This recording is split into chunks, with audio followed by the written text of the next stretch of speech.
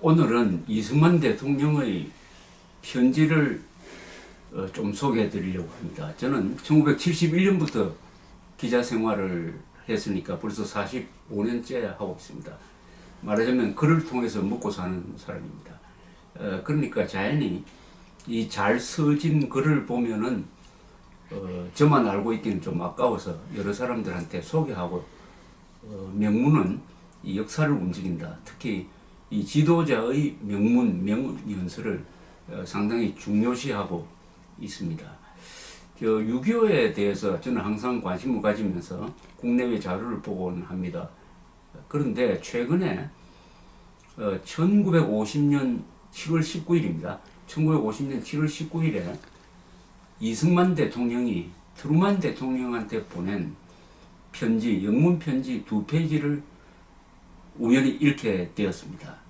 이 날짜가 중요합니다. 1950년 7월 19일은 어떤 상황이냐 하면은 그해 6월 25일에 기습 남침을 당한 이승만 정부가 6월 28일에 서울이 함락되고 그 다음에 수도를 대전을 거쳐서 대구로 옮긴 상황이었습니다.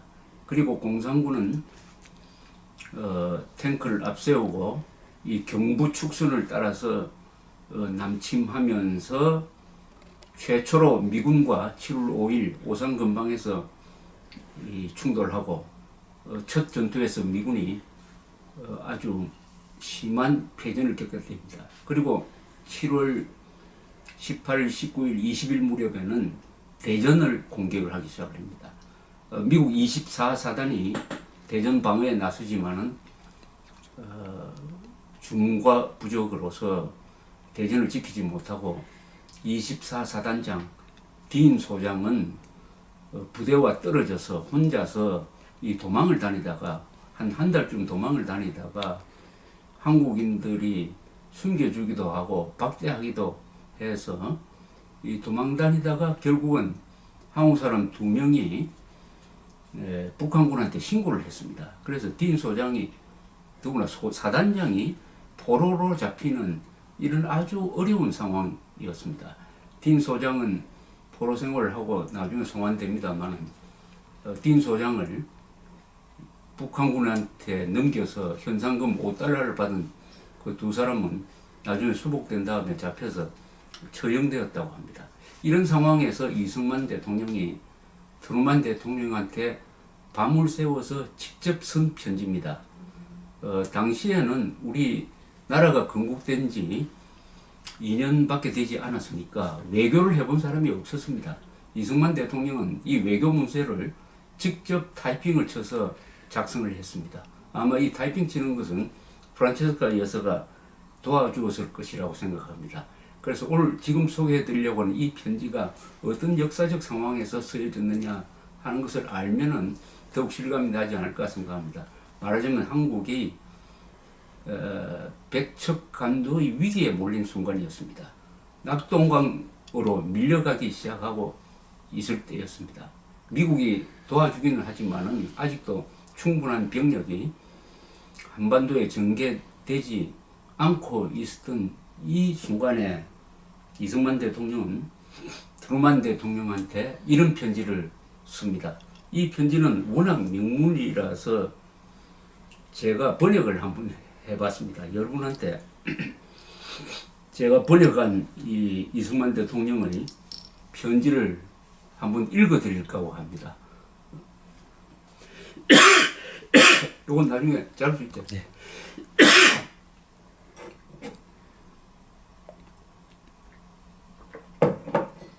제가 이승만 대통령이라고 생각하고 들어주시기 바랍니다. 지금부터 1950년 7월 19일 날 이승만 대통령이 트루만 대통령한테 보낸 친서를 번역한 것을 읽어드리겠습니다.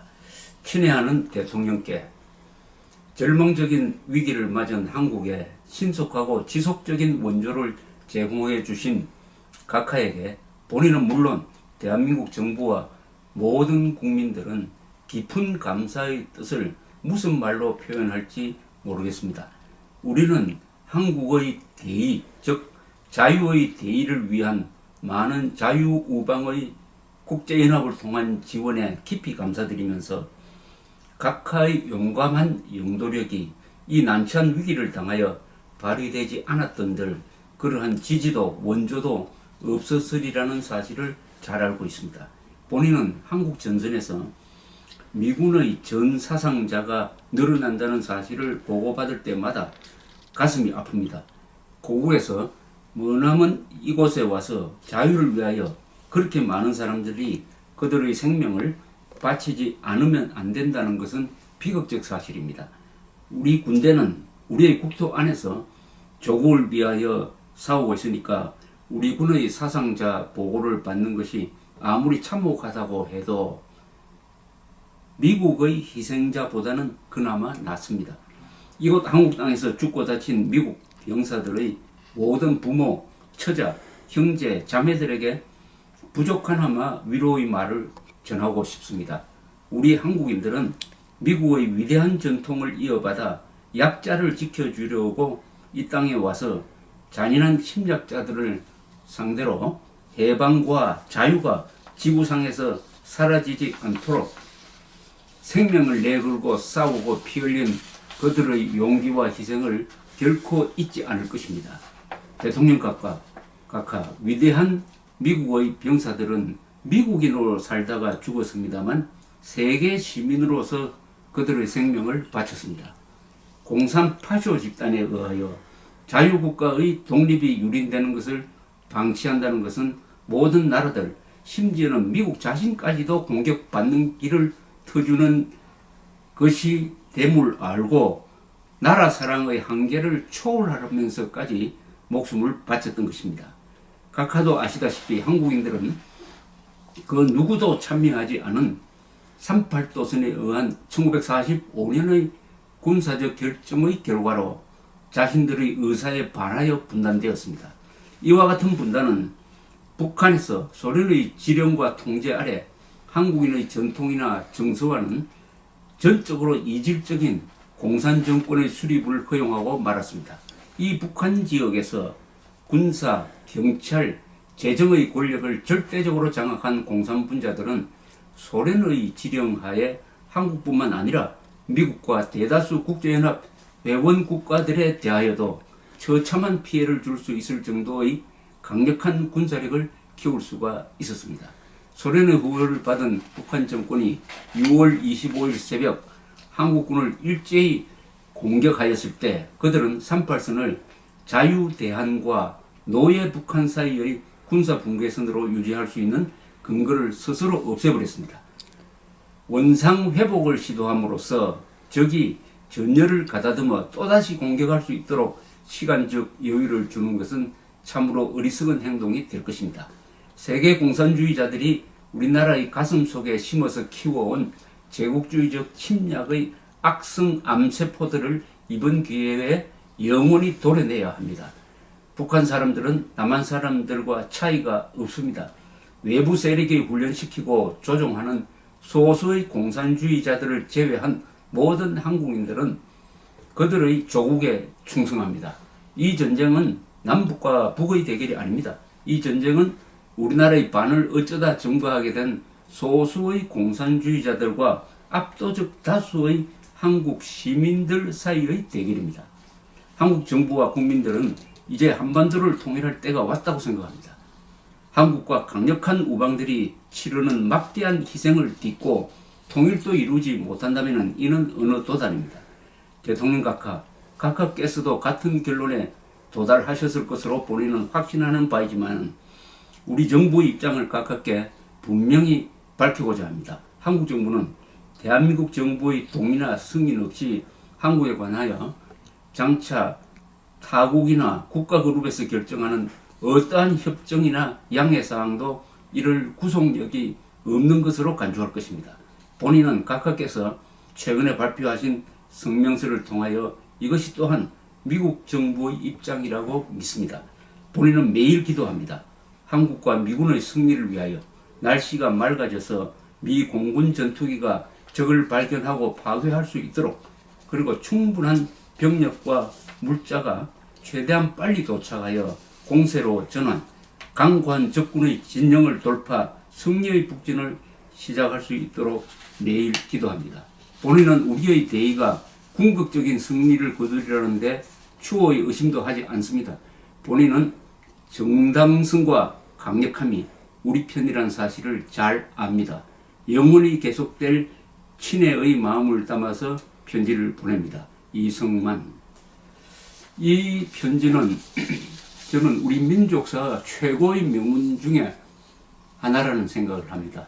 첫째는 이 영어 문장, 물론 이승만 대통령은 미국에서 조지 워싱턴 대학에서 학사, 하버드에서 석사, 프린스톤에서 국제정치 논문으로 박사학위를, 최초의 한국인 박사이십니다. 그러니까 영어를 잘하시고 더구나 이 영어를 표현하는 문장력이 매우 뛰어난 분이었습니다. 그럼에도 불구하고 이 편지처럼 2장 속에 모든 것을 담아 넣는 그런 문장력은 거의 링컨 수준이라는 생각을 했습니다. 링컨의 게티스버그 연설이 요 정도 길입니다만은 천하 명문이고 거기에는 민주주의 핵심을 정리를 하고 있습니다. 이 편지 또한 이 속에서 대한민국이 한국전쟁을 어떤 시각으로 볼 것이냐, 미국은 어떻게 해야 되느냐 하는 것을 역사적 맥락을 깔고서 또 미국에 대한 예의도 지키면서 동시에 한국의 자존심과 한국의 자주성을 확인하면서 쓴 격조 높은 문장입니다. 여기에는 아주 가슴을 치는 문장이 많습니다. 한국 전선에서 죽어가고 있는 미국인들의 그 죽음의 의미를 미국인으로서 죽었지만 사실은 세계 시민으로서의 의무를 다했다. 이렇게 설명을 하고 있습니다. 미국 시민이면 애국심으로 희생된 것이지만은 보다 큰 의미에서 세계 시민으로서, 즉 미국뿐 아니라 세계의 평화와 자유를 위해서 희생되었다는 것을 미국 시민으로서 죽었다는 이런 표현을 하고 있습니다.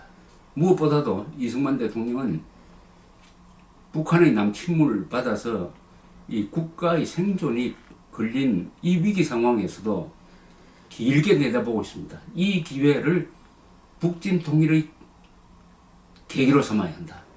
즉 북한군의 남침에 의해서 38선은 이미 사라졌다. 그러니까 이제는 북진 통일로 가야 한다 하는 아주 역전의 이 찬스를 기다리는 그런 관점에서 이 점을 매우 강조하고 있습니다. 당시에는 아직 미국은 휴전선 38도선까지만 수복하는 것으로 목표를 잡고 있었지 북진 통일할 생각은 아직 결정하지 않을 때였습니다만 이승만 대통령은 이제는 북진 통일하는 계기로 삼겠다는 이 길게 보는 안목을 보여주고 있습니다. 동시에 지금 한국에서도 그대로 적용될 말을 한마디 하고 있습니다. 즉 한국전쟁은 남과 북의 대결이 아니다. 이 전쟁의 본질은 소수의 스탈린과 모태동의 조종을 받는 북한의 공산주의자와 남북한에 사는 전체 한민족의 대결이다. 이렇게 딱 규정을 하고 있습니다. 남과 북의 대결이 아니다. 쉽게 말하면 김일성 세력과 사대주의자인 민족 반역자인 김일성 세력과 한민족 전체의 대결이다. 본질적인 규정입니다. 저는 이 문장을 읽어보고 깜짝 놀랐습니다. 그리고 우리가 흔히 남북 대결이라느니 동족 상잔이라느니 하는 식의 말은 삼가해야 되겠다는 생각이 들었습니다. 남북 대결이라고 하면은 북한 주민은 적이라는 뜻입니다. 그렇지 않죠. 북한 주민은 우리 편입니다. 우리의 적은 김정은 세력입니다. 이 김정은 세력과 7,300만 한민족 간의 대결이다. 이런 구도로 우리가 한반도 문제를 파악을 하면은 김정은 세력을 민족 반역 집단으로 규정하고 한민족 전체로부터 고립시킬 수가 있는 것입니다. 그것은 이 대결의 본질적인 의미를 파악한 이승만의 시각으로서만 가능하다고 생각을 합니다. 또 이승만 대통령은 그 어려운 처지에서도 자신을 도와주고 있는, 한국을 도와주고 있는 미국에 경고를 하고 있습니다. 앞으로 한반도 문제를 결정할 때 한국 사람 동의 없이 하는 어떤 결정도 우리는 받아들이지 않겠다라고 쇠기를 받고 있습니다. 어떻게 보면 신뢰인 것 같습니다만 이승만 대통령은 원조를 받으면서도 원조를 준 미국 사람한테 참 당당했던 분이라는 생각이 듭니다. 이승만 대통령은 친미 자주를 한 사람입니다. 친미하면 사대한다고 좌익들이 이야기합니다만 이승만 대통령은 미국과 친하면서도 대한민국의 자존심, 국가 이익을 절대로 버리지 않았습니다. 친미와 자주는 모순되는 개념이 아닌 것입니다. 친미 자주를 한 분이었다는 것을 이 편지를 통해서 알 수 있고, 그런 점에서 이 편지를 읽어보면은 이승만 대통령이란 분을 한민족이 가졌으므로 우리가 많은 나라로부터 특히 미국으로부터 원조를 받았으나 그 사대주의나 노예 근성에 빠지지 않고 지금처럼 미국에 대해서 당당할 수 있구나 하는 것을 알 수가 있습니다. 반면 요즘 중국이 좀 강해진다고 해가지고 중국과 친해지자는 사람들 속에서는 조선조의 조공바치던 시절의 그 근성을 그냥 이어받아서 친중 사대주의로 가려는 움직임을 보여주고 있습니다. 이 어려운 때, 국력이 약했을 때 이승만 대통령이 보여주었던 친미 자주 정신과 우리 국력이 엄청 커서 이제는 강대국이 된 마당에 아직도 중국을 사대하는 친중 사대주의가 아직도 한국에서 사라지지 않았다 하는 것을 극명하게 보여주는 것이 오늘 지금 제가 소개드린 이승만 대통령의 이 명편지가 아니겠느냐 하는 생각을 했습니다. 이승만 대통령의 트루만 대통령한테 보낸 1950년 7월 19일자 편지에 대해서 말씀드렸습니다. 감사합니다.